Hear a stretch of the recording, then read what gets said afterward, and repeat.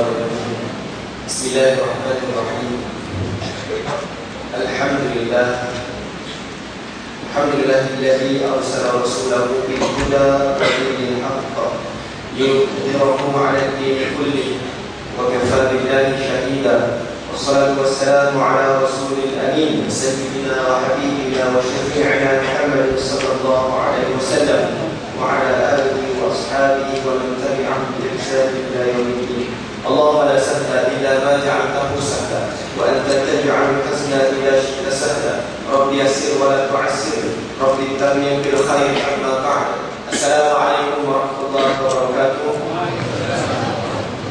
Terima kasih kepada Fadil Ustaz Yusaini, kemudian Hakim,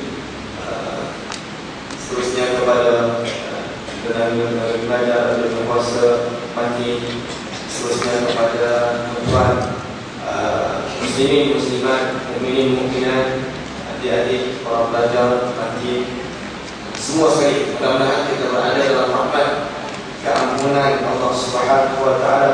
Hari ini kita dah 18 malam kita bertarawih, esok 18 hari kita berpuasa. Ya, bagi tak lama lagi kita akan meninggalkan Ramadan Al-Mubarak yang penuh dengan barakah, yang penuh dengan keampunan, yang nikmatnya macam-macam ada dalam Ramadan. Ya, tuan-tuan muslimin muslimat yang dirahmati Allah Subhanahu wa taala. Cuba malam ini saya nak buat satu surah Al-Asr, surah yang biasa kita baca. Mudah-mudahan kita boleh ambil sikit manfaat malam ini, kita amalkan insya-Allah. A'udzu billahi minasyaitonir rajim. Bismillahirrahmanirrahim. Wal 'asr innal insana lafi khusr illa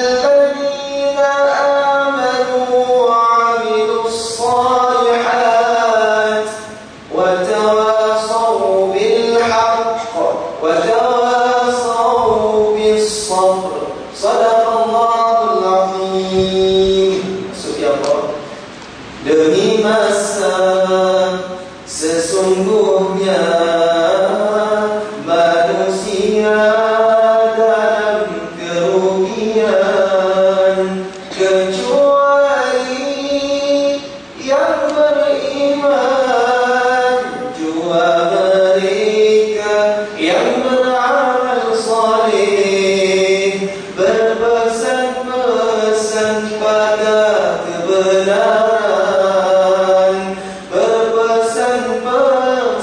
pada kesabaran. Maksudnya itu. Baik. Kalau ikutkan Syekh Muhammad Abdul, ya, dia menyebutkan Allah turunkan surah Al-Asr ini kerana pada zaman Arab, pada zaman Nabi Muhammad SAW, orang Arab ketika itu bila sampai di waktu asar, mereka akan duduk berkumpul ramai-ramai. Duduk kumpul ramai-ramai macam kita dekat Malaysia ni, lepas maghrib, biasanya lepas isyak. Lepas isyak kita pergi ngopi. Ngopi nanti orang boleh pergi minum lepak kedai kopi malam-malam. Tengok bola, tengok badminton sebagainya. Sambil-sambil itu macam-macam cerita itu. Keluar cerita itu, anak orang ni kahwin dengan anak orang ni, jiran sana dia ada cucu dia ramai, cerita-cerita. Dan dia banyak cakap, maka banyaklah cerita-cerita yang kawan-kawan keluar daripada mulut mereka. Jadi mereka yang ada pada zaman ketika itu, orang Arab bila sampai waktu asar, mereka akan kumpul duduk ramai-ramai, akan cik-cik, sembang-sembang, cerita-cerita. Dan bila banyak cerita, maka kadang-kadang terkeluarlah fitnah, mengumpat sana sini. Dan sampai kan pada ketika itu, bila sampai satu waktu asar, orang Arab ketika itu akan mengatakan apa? Celaka waktu asar. Sebab waktu asar ni banyak cerita fitnah yang keluar. Maka dia kata celaka binasa. Jadi disebabkan itu Syekh Muhammad Abdul kata maka turunlah surah Al-Asr ini dari masa, dari waktu asar. Dari waktu asar, sesungguhnya asar itu bukanlah celaka yang mensia-siakan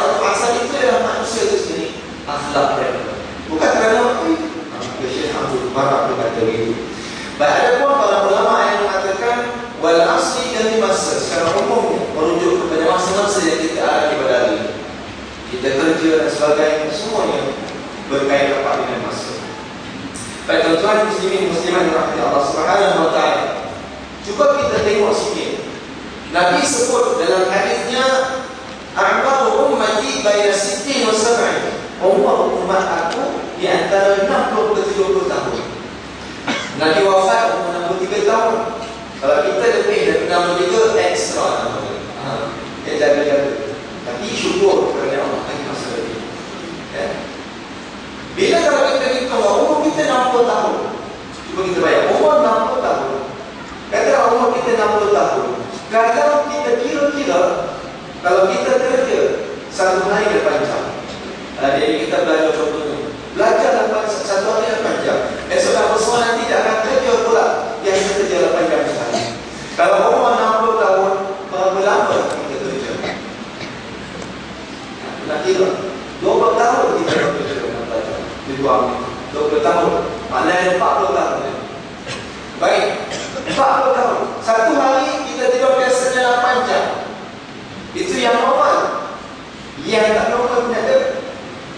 Di siang nanti saya seorang kawan, dia tidur boleh 3 hari 3 malam. Dia bangun waktu nak buang air. Dia nak kita simpan air, kita tak sedar. Itu hebat. 3 hari orang jatuh. Kita tanya yang namanya tidur macam mana orang boleh. Tak makan minum. Tak lapar. Dia kata apa? Aku mimpi makan dia. Mimpi makan dia. Sebab itu yang tak normal lagi. Baik, kalau tidur biasa kita ambil 1 hari 8 jam lah kita kata. Kalau 8 jam kita tidur, umur 60 tahun, berapa lama kita tidur? 20 tahun tidur tu. Oh, lama tidur. 20 tahun tidur. Baik, kalau tengok TV 4 jam sehari contoh. Kau cuba tengok 3 jam. Setengah jam contoh, setengah jam tengok cerita Tanah Pupuk, setengah jam lagi tengok cerita Nada Cinta yang tak ada habis sekarang. Sampai sekarang tak ada habis. Saya tengok TV juga, Nada Cinta. Bapa tua lah. Dulu bapa putih warna merah. Dan ni Nada Cinta. Cerita apa saya ikutkan. Tak habis-habis. Kita tengok tajuk kita muat. Atau setengah jam. 4 jam sehari tengok TV. Umur 60 tahun kita tengok TV dah tahu lama. 10 tahun tengok TV. Oh lama tengok TV. Kalau kita solat sehari berapa jam? Sehari tak sampai sejam. Solat waktu, solat fardu. Satu waktu 5 minit. 5 minit kali dengan 5, 25 minit. Itu yang normal. Yang tak normal pun ada. Ada solat. Sahabat saya pernah pergi satu masjid. Lepas saya berbual, dia berdua di bersembang. Tiba-tiba datang seorang driver taxi. Dia bukan sini Pak. Driver taxi itu masuk masjid itu. Dia semayang trotoar dia. Udah. Yang main kawan semayang dia set jam. Dia set berapa lama pakcik semayang. Dia set 1 minit setengah 4 kan. 1 minit setengah. Masya Allah. Satu akan naik sampai sini.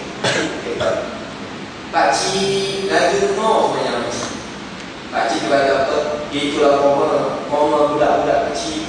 Apa kau tahu? Aku dah makan garam dekat rumah semua. Saya orang Perak. Pakcik ni udah 30 tahun buat taksi tu. Lama buat taksi. Kalau nak pergi ke LCC tu, kalau orang boleh pergi setengah jam, pakcik boleh pergi 5 minit. Banyak jalan shortcut pakcik tu. Jadi semayang ni pakcik shortcut banyak tu. Ada orang itu. Semayang ni shortcut. Tapi lalu usia kita makin nak masalah kita. Jadi itulah. Baik, kalau kita semayang satu hari kita ambil setengah jam. Setengah jam untuk solat tu yang normal. Kalau umur kita 60 tahun, kita dah solat berapa lama. Masa yang kita nak menunjukkan tu solat sekali. Baru 15 bulan je. Setahun 3 bulan. Umur 60 tahun solat yang kita dah spend masa kita untuk solat fardu ini hanya setahun 3 bulan je. Oh, sikit. Itulah yang Allah kepada Allah SWT. Cuma kita ada nikmat dalam Allah lebih sikit. Kita tombak ibadah sunat dan sebagainya. Maka sebab itu masa yang sangat penting bagi kita, ya? Manfaatkan masa yang ada. Baik, kalau kita tengok bulan Ramadan, sebab itu bagi kita boleh jadi ibadah. Tidur pun ibadah di bulan Ramadan itu nikmat. Nabi sebut inna sha'im fi ibadah wa in kana najiman ala firashihi. Nabi kata sesungguhnya orang puasa dia berada dalam ibadah walaupun dia tidur di atas katil sekalipun. Seronok dia ngomong. Ada orang yang berhati ni dia pasang tidur sampai buka pasang. Dia sekarang dia nak ambil ibadah. Dia tengah berbuat hati semua masa dalam buat. Tak ada juga. Tidur pun ibadah bukan masuk. Mana kita belajar dengan tidur kita ibadah. Kerja kita bila Ramadan ibadah lagi. Walaupun di luar Ramadan pun kalau kerja yang baik kita niat kerana Allah Subhanahu Wa Taala ibadah. Sebab tu masa sebenarnya apa yang saja kita buat semua boleh jadikan ibadah. Ibadah umum, ibadah amal. Baik, sekarang tengok. Bulan Ramadan ini ada 30 hari. Kalau kita kali sehingga kita ada 30 ringgit. 30 ringgit topak sebulan. Kalau kita tukar pula kepada jam, berapa jam ada bulan Ramadan? Kita ada 720 jam. Kali dengan saja kita ada 720 ringgit. Banyak. Kalau dekat KL itu masih sikit kan? Bayar beli sewa rumah flat 2 bilik kecil 600. Apa bayar kereta lagi 500 tak cukup. Ataupun kita tukar bulan Ramadan ni kita ada berapa minit? Pernah kira? Cuba kira. Kita ada 43,200 minit di bulan Ramadan. Kalau kali sering kita ada 43,200 minit. Banyak. Itu gaji 2 tahun. Tambah lagi, tak ada masalah. Tukar kepada saat. Pernah kita ada berapa saat di bulan Ramadan? 30 hari ada berapa saat? Ada 2,592,000 saat. 2,592,000 saat. Kalau kali sering dapat 2,592,000. Itu dia. Kalau kita boleh kira macam berapa saat itu yang ada. Seronok semayang dekat itu. Buat ibadah dekat itu seronok. Saya pernah rasa solat dekat itu. Lepas itu semayang dekat itu. Lepas tu dekat Syria. Saya di tahun 2008 di Syria saja. Lepas saya asal di sebuah masjid. Kita lagi Assalamualaikum warahmatullahi wabarakatuh. Assalamualaikum warahmatullahi wabarakatuh. Pakcik sebelah. Antara balik kamu student kita mengaku. Dia selok poket yang keluar duit sumpah. Bagi kita nak suruh lepas solat. Masuk motivasi. Balik rumah, mandi datang masjid sejam sebelum maghrib langsung ke masjid. Masjid yang sama. Sebab minta aku dapat duduk dengan pakcik tadi. Aku dapat dari itu dunia raga. Tapi kalau kita tak ada dekat masjid mati ni, pengumuman esok siapa senai Jumaat ke masjid mati ni dapat 10 ringgit semua. Betul. Daripada Sabah, Sarawak kembali. Sebab kat sini ada satu masjid buat semayang lebih. Tapi tidak begitulah. Itu ibadah itu ngabukan. Tapi sebenarnya itulah kalau kita orang beriman di isi masa dia manfaatkan seorang masa sangat bernilai baginya. Baik. Contoh nanti Allah Subhanahu Wa Taala. Allah kata tu innal insana lafi khusr. Sesungguhnya manusia dalam kerugian. Betul. Contoh bila saya sekarang umur 27, ya, bila saya masuk sekolah menengah, kita kata seronok zaman kanak-kanak. Sebab zaman kanak-kanak tidak lagi dapat berbeda. Jadi kita rasa macam tak baik zaman kanak-kanak. Ya. Bila saya masuk ke universiti, kita kata seronok zaman sekolah dulu. Ya, kerana macam-macam saya buat dalam sekolah dulu. Bila sampai sekarang ini, dan bila sampai nanti bila saya yang tua nanti, bahawa saya pernah jumpa seorang pakcik umur 25 tahun, 8 tahun dia dialisis. Buah pinggang dialisis 8 tahun. Dia kata, Ustaz, pakcik rasa seronok zaman muda dulu. Kalau boleh nak balik zaman muda lagi. Sebab dah tua ni tak larat. Nak pergi sana tak larat, nak bawa kereta tak larat. Seminggu kena 3 kali pergi dialisis. Betul. Itu yang Allah sebut. Sebenarnya manusia sentiasa merasakan dalam kerugian. Kecuali Mereka ini yang merasakan masa itu sangat berbeda bagi mereka. Itu siapa? Orang beriman, beramal soleh, orang yang berpesan-pesan kepada kebenaran, orang yang berpesan-pesan kepada kesabaran. Ibnu Qayyim mengatakan apa? Kalau seseorang tidak ada bakal baik, dia telah menggunakan masa yang baik. Yang pertama, orang yang tahu kebenaran. Dia tahu tentang kebenaran, sesuatu yang hak. Dia tahu, kemudian dia amalkan perkara itu. Yang ketiga, dia sampaikan kebenaran yang dia telah amalkan, yang dia tahu itu. Dan yang keempat, bila dia menyampaikan kebenaran, sudah pasti dia akan menempuh cabaran dan dugaan, rintangan dan sebagainya. Dan bila mana dia bersabar menyampaikan kebenaran, bermakna bakal diamalkan ada pada diri dia, dia telah menggunakan masa yang baik. Ya? Tengok Imam Nawawi. Kita punya mahtafiz pun namanya Imam Nawawi.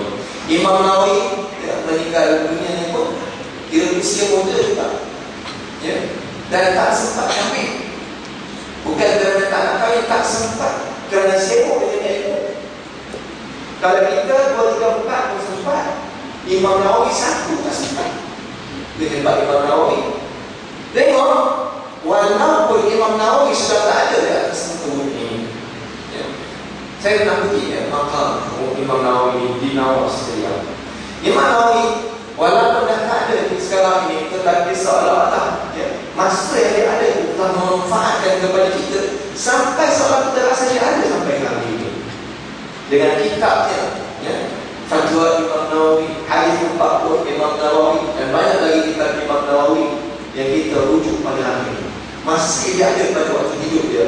Dia memanfaatkan dengan baik walaupun dia tidak tak ada, tapi seolah-olah masih dia ada sampai hari ini. Contoh lain, ya, yang terdekat, kalau kita tengok TV Isma Oasis ada tadarus Al-Quran. Dia saya tengok macam kenal umpamanya Allah yang maha, Ustaz Asri Ibrahim, Umtan Rabbanilah, Ustaz Asri Ibrahim, dia mengaji Quran. Walaupun dah tak ada, tetapi seolah-olah dia macam ada dengan kita hari ini, kerana masa waktu hidup dia manfaatkan dengan baik. Bila dia dah tak ada, orang ingat dia. Pada itu orang begini yang kita nak, mudah-mudahan walaupun dah tak ada, tapi orang kenal kebaikan yang dia ada. Bermakna dia telah menggunakan masa dengan baik, insyaAllah. Muslimin muslimat menurut Allah Subhanahu Wa Taala. Yang Nabi ada sebut dalam hadisnya, Inna as-sa'im inda fitrihi da'watan ila Tuhan. Hadis riwayat Ibnu Majah. Nabi kata sesungguhnya orang puasa ketika waktu berbuka adalah doa yang tak ditolak. Ini kita nak amalkan insyaAllah. Baki-baki bulan Ramadan ini waktu nampak puasa itu, cuba kita istighfar dulu, kita baca Quran sikit, kita ambil, ya, khusyukkan hati kita, doa. Baki-baki yang ada di doa dengan sungguh-sungguh, dengan tak syirikkan Allah, dengan berserah kepada Allah Subhanahu Wa Taala, insyaAllah kita amalkan, Allah akan doa kita. Kerana ini bukan saya kata Nabi semua. Kalau kita tengok pun, kita sambut 17 Ramadan dengan nuzul Al-Quran. Dan orang Badar pun berlaku, banyak yang mengatakan 17 Ramadan. Kita tengok peristiwa orang Badar apa yang berlaku. Doa Nabi tahun kedua Hijrah berlaku perang Badar. Ketika itu juga perintah pertama, tahun pertama puasa pada ketika itu. Ketika itu umat Islam berpuasa, kita bertempur dengan kelengkapan perang yang tak apa cukup, dengan unta yang kuat. 313 orang Islam bertempur dengan 1,000 tentera musyrikin yang cukup kelengkapan. Ketika Nabi berada di Badar dalam kemahnya, Nabi berdoa kepada Allah Subhanahu Wa Taala, Allahumma in tuhlika hadhihi al-asabah la ta'ud. Ya Allah, kalau kau musnahkan tentera Islam ini, nanti tak ada siapa lagi nak sembah kepada kau lagi, ya Allah. Doa Nabi sungguh-sungguh. Saya kira ketika itu Abu Bakar As-Siddiq yang berada di samping baginda sallallahu alaihi wasallam simpati kepada Nabi, sebab kesihankan Nabi doa sungguh-sungguh. Doa Nabi sungguh-sungguh merayu kepada Allah. Akhirnya doa Nabi makbul ketika bulan Ramadan, ketika berpuasa. Saya nak ketika akad pedang, nak mengenai kepala musuh, belum sempat berada di kepala. Mana datang? Allah hantarkan para malaikat sebagai tentera. Kita nak menggunakan semangat pada ini kita. Tuan-tuan, dalam kitab surah mengatakan perang Badar berlaku berapa lama? 2 jam. Seperti mana disebutkan oleh seorang Badui. Arab Badui, dia menyaksikan perang Badar, namanya Khabbab. Orang Badui ini dulu ada bukit-bukit. Dia menyaksikan perang Badar itu berapa lama? 2 jam dia kata. 2 jam dia tengok lepas 2 jam tu tentera musyrikin lari macam orang perempuan lari. Macam orang perempuan lari katanya. Itu dah dia. Khabbab mengatakan itu 2 jam. Orang hebat kan. Sepatutnya kita bukan alasan. Kadang-kadang ada orang tahu, Ustaz, saya ni dulu saya tak sembahyang doa saya makbul. Sekarang ni saya sembahyang doa saya tak makbul, sebab saya tak banyak sembahyang. Dia macam-macam. Tidak ya. Kalau kita nak doa makbul, bukan semestinya waktu tu on the spot. Ada kalanya on the spot. Nabi SAW ada ketika on the spot. Ada ketikanya berbulan-bulan baru Allah dengar. Bukan maknanya Allah tak dengar, Allah dengar, tapi Allah tak tengok. Di mana kesembuhan kita bergantung kepada Allah Subhanahu Wa Taala. Contohnya Nabi nakkan supaya kiblat dia ditukar ke Masjidil Haram, ke Kaabah, Baitullahil Haram, daripada Masjidil Aqsa. Orang Yahudi pergi lagi tengok kau sembah kepada kiblat kita. Nabi doa kepada Allah supaya ditukarkan kiblat. Maka dikatakan sampai 3 bulan Nabi berdoa, baru Allah makbulkan doanya. Allah terima, maka telah berlaku peristiwa ada masjid Qiblatain di Madinah. Masjid Dua Arab Qiblat ditukarkan kepada Masjid Al-Aqsa ke Baitullahil Haram ditukarkan ke Quran. Maknanya doa kita ni bukan kita tidak ekspresi dah, tapi ya sungguh-sungguh gitu lah. Muslimin muslimat kepada Allah Subhanahu Wa Taala. Sikit sahaja sebelum kita kata hujung ni, sebenarnya kita menyebut ya, bulan Al-Quran ini, nuzul Al-Quran. Bulan diturunkan Al-Quran, Syahrul Ramadan alladzi unzila fihi Al-Quran. Syahrul Ramadan, bulan Ramadan diturunkan kepadanya Al-Quran. Baik. Saya tertarik waktu itu disebutkan oleh Syekh Yusuf rahimahullah taala di dalam kitabnya An-Nabail Azim. Saya untuk kata apa? Salah satu mukjizat Al-Quran ialah i'jaz musiki. Iaitu mukjizat musik. Saya tutup. Al-Quran adalah salah satunya mukjizat musik. Saya tengok kita pergi boleh ke mengaji Quran dengan musik. Jadi tahun 2008 saya pergi ke Singapura. Kita pergi ada satu masjid kat sana namanya Masjid Iman. Masjid Iman itu buat kelas pengajian Al-Quran untuk pakcik-pakcik kecil. Kalau kita kat Malaysia ni Iqra untuk kanak-kanak, dekat sana untuk umur matur. Tak faham? Kalau orang Arab Syria ni, dia bila bercakap guna bahasa Arab. Bahasa Arab ni memang ada bahasa pasal. Macam kita nak bahasa tadi baku. Nanti kalau sampai kat Perak, bunyi Perak. Sampai Kelantan boleh Kelantan. Sampai boleh, bunyi boleh. Ada logatnya. Jadi orang Arab Syria ni, bahasa Arabnya, bahasa Arab ada pasal. Tapi bahasa pasal dia tak jauh lagi dengan bahasa Fusah Al-Quran. Bahasa Arab boleh dengan bahasa Arab boleh. Tak jauh lagi. Kalau kita bercakap dengan budak-budak kecil kan main-main kita cakap di bahasa Arab Besar, dia balik dengan bahasa Arab Besar. Kalau saya kawan-kawan dia cakap bahasa Besar. Tapi kalau kita bahasa Besar itu kita boleh faham. Bahasa itu tak ada. Jadi kalau kita, kenapa pakcik-pakcik yang Syria dia belajar membaca Quran, sedangkan dia orang boleh membaca Quran? Sebab dia orang boleh memahami bahasa Arab. Maknanya kalau dia baca Quran dia akan faham. Kenapa nak belajar membaca? Saya pilih, kita dulu dengan pakcik-pakcik. Dan saya lah seorang Malaysia dan orang muda ketika itu. Dikelilingi oleh pakcik-pakcik yang umur 60-70 tahun. Tok Guru dia cengeng. Garam semua Tok Guru dia. Dia test bacaan tuan-tuan. Ya Syekh, tengok. Pakcik baca. Pakcik takut. Dia baca-baca. Baca. Bismillahirrahmanirrahim. Alhamdulillahirabbil alamin. Arrahmanirrahim. Maliki yaumiddin. Tok Guru dia. Cukup. Sampai orang itu berkata, ya Syekh, tengok. Pakcik tu baca Bismillahirrahmanirrahim. Alhamdulillahirabbil alamin. Arrahmanirrahim. Cukup. Sampai kita percaya sudahlah, alhamdulillah. Dia tengok kita. Tengok muka kita dah turun. Dia tengok kita. Ya, tengok. Budak baca. Bagi budak dia. Kita baca Bismillahirrahmanirrahim. Alhamdulillahirabbil alamin. Arrahmanirrahim. Sampai di surah Al-Fatihah. Berjalan tu. Ampun tengok tu takut. Lepas habis surah Al-Fatihah, kita buka mata. Tak tengok muka tak sebab tak tahu. Tengok muka baca.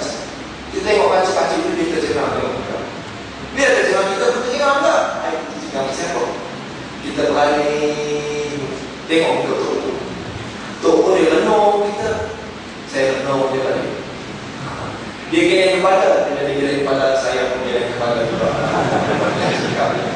Dia kata apa? Oh, pakcik-pakcik semua. Tengok pula ada baca. Lagi banyak kamu semua baca. Bukan saya kata saya baca bagus, tidak. Tapi saya nak kata ni berpuah kita jadi orang Malaysia. Orang Asia. Sebab bacaan kita, bacaan Al-Quran kita kebanyakan yang baik berbanding orang Arab sendiri. Sebab tu saya kata Al-Quran ini mukjizat dia, mukjizat musik dia. Yang dimaksudkan dengan musik ialah bertajwid. Adanya dengan panjang pendek, adanya dengung, adanya makhraj. Yang mana tak sama dengan orang cakap. Walaupun orang boleh cakap Arab, tapi belum tentu dia boleh baca Quran. Kerana bertutur dalam bahasa Arab tak sama dengan membaca Al-Quran. Sebab bila membaca Quran, dia perlukan kepada tajwid. Bila bercakap, tak payah tajwid, tak payah panjang pendek pun. Assalamualaikum. Waalaikumsalam. Kawan jawab, kaifa haluka ya akhi? Alhamdulillah ana bi khair. Katanya kamu. Macam tu je. Dia tak akan cakap berlalu tak ada. Assalamualaikum. Kawan dia jawab, Waalaikumsalam. Kaifa haluka ya akhi? Alhamdulillah.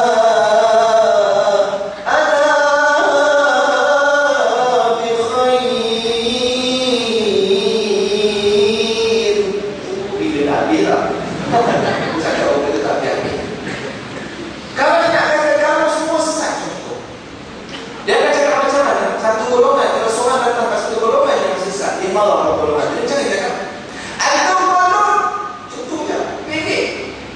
Kamu semua sesat, antum balun, pendek. Dia tak akan cakap dengan benda-benda berpanjang-panjang, tak ada. Antum balun,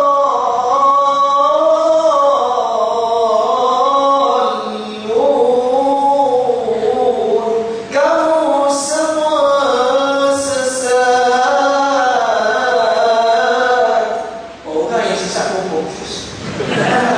Dia nak kata apa? Mesti tak tahu ni. Dia cakap ini antum pun. Bila baca surah Al-Fatihah, Siratal ladzina an'amta 'alaihim ghairil maghdubi 'alaihim waladdallin.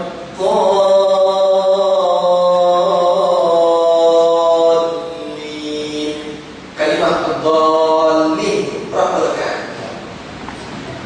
Berapa rakaat? Macam 6 rakaat. 6 rakaat tak ada yang ni. 6 rakaat. Ada jawab, berapa rakaat? Berapa panjang ni baca Al-Quran ni? 6 rakaat kan? Panjang semua. 6 rakaat. Bila nak habis tu 6 rakaat. 6 rakaat kita baca. Bila baca Al-Fatihah, wajib kita bertajwid dengan panjang kan? 6 rakaat. Bila bercakap tak payah. Bermakna itulah yang maksudkan saya tutup hebatnya Al-Quran. Dia ada seni padanya, dengan panjang pendek, dengan ada taranum dan sebagainya. Yang mana jangan tak pernah pun kita jumpa ada musabaqah membaca Bible, pertandingan menghafal Bible, tidak ada. Tak pernah kita tengok ada sekolah menghafal Bible. Tetapi pada Al-Quran ada musabaqah tilawah Al-Quran, ada sekolah tahfiz Al-Quran, macam-macam. Itu kita sebut dari sudut bacaan Al-Quran sahaja. Belum kita pergi kepada yang jauh daripada itu lagi. Allah hebat Al-Quran. Muslimin muslimat Allah Subhanahu Wa Taala bawa sumber surah Fatiha. Dia pernah merantau banyak tempat, Amerika, pergi ke UK, Kanada, Jerman dan sebagainya. Dia kata kalau saya sampai ke Jerman, ada suatu tempat gereja, ada 4,000 buah gereja juga di masjid. Sebab penduduk dekat kawasan itu boleh kata hampir semua masuk Islam, daripada Kristian masuk Islam. Dan gereja itu tak ada fungsi juga di masjid. Dia kata tak tahu sebab apa dia orang masuk Islam. Kerana dia hanya mengkaji mengkaji, dia memahami, dia cuba tadabbur surah Al-Ikhlas. Qul huwallahu ahad, Allahus samad, lam yalid wa lam yulad wa lam yakul lahu kufuwan ahad. Dia faham keempat ayat ini semua masuk Islam. Itu dia hebat di Al-Quran. Dengan 4 ayat boleh menyebabkan orang bertukar hati dia kepada Islam. Kerana segala persoalan ketuhanan yang bermain di pikiran orang Kristian tadi terjawab dengan 4 ayat.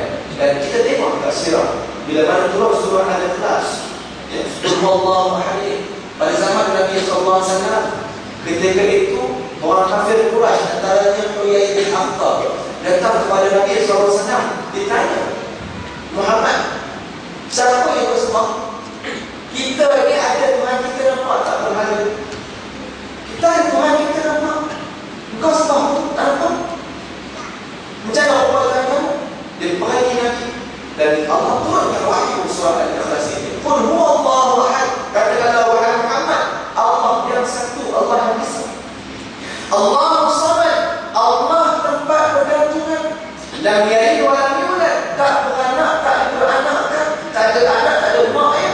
Wa lam yakul lahu kufuwan ahad, tak ada satu pun yang sama yang sekufu dengan Allah Subhanahu wa taala.